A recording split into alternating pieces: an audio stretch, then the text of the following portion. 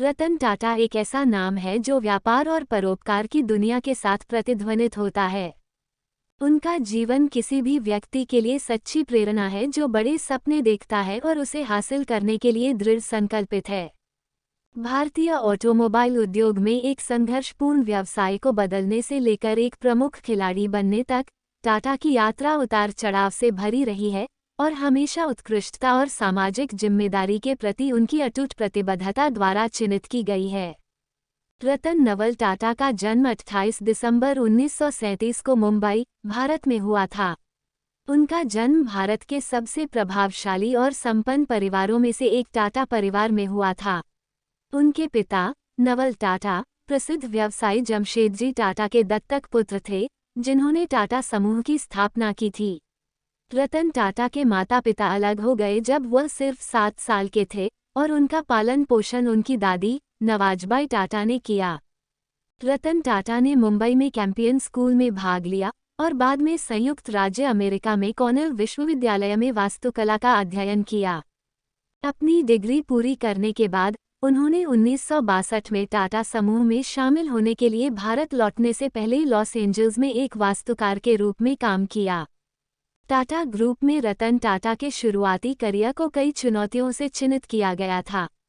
उन्होंने टाटा स्टील में काम करना शुरू किया, जो उस समय संघर्ष कर रहा था।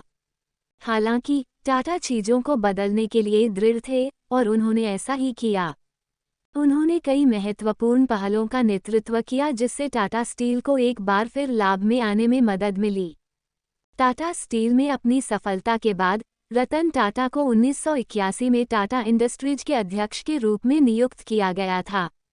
उसके बाद उन्हें टाटा मोटर्स और टाटा कंसल्टेंसी सर्विसेज सहित टाटा समूह के भीतर कई अन्य संघर्षशील कंपनियों को बदलने का काम सौंपा गया था।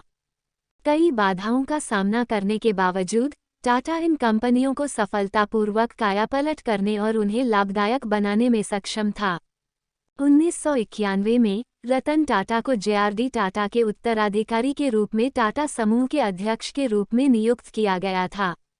उनके नेतृत्व में टाटा समूह ने बड़े पैमाने पर परिवर्तन किया, नए क्षेत्रों में विस्तार किया और अपने पोर्टफोलियो में विविधता लाई।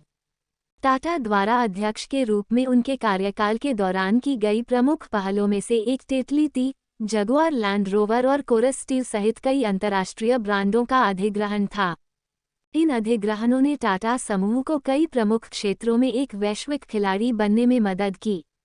व्यवसाय पर ध्यान केंद्रित करने के अलावा रतन टाटा सामाजिक उत्तरदायित्व के प्रबल पक्षधर भी थे। उन्होंने 1996 में Tata council for community initiatives की स्थापना की, जिसने भारत में वंचित समुदायों की मदद करने की पहल पर ध्यान केंद्रित किया। उन्होंने टाटा ट्रस्ट की भी स्थापना की, जो भारत के सबसे बड़े धर्मार्थ संगठनों में से एक है।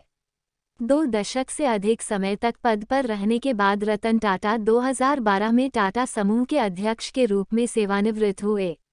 उनके नेतृत्व में टाटा समूह कई प्रमुख क्षेत्रों में उपस्थिति और सामाजिक जिम्मेदारी के लिए एक मजबूत प्रतिबद्धता के साथ भारत में सबसे बड़े और सबसे सम्मानित व्यापारिक समूहों में से एक बन गया।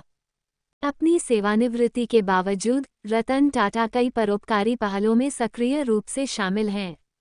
उन्होंने कई स्टार्टअप्स में भी निवेश किया है और उन्हें युवा उद्यमियों के समर्थन के लिए जाना जाता है।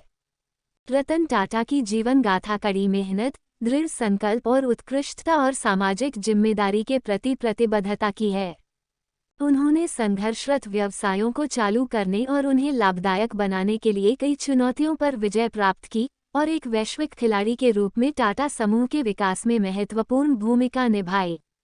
टाटा की विरासत न केवल एक व्यवसायी के रूप में उनकी सफलता में है, बल्कि सामाजिक उत्तरदायित्व और परोपकार के प्रति उनकी प्रतिबद्धता में भी है। वह भारत में वंचित समुदायों की मदद करने की पहल के प्रबल हिमायती रहे हैं और उनका धर्मार्थ कार्य कई लोगों के जीवन में बदलाव लाना जारी रखता है। कुल मिलाकर रतन टाटा का जीवन किसी के लिए भी प्रेरणा है जो बड़े सपने देखता है और उसे हासिल करने के लिए दृढ़ संकल्पित है।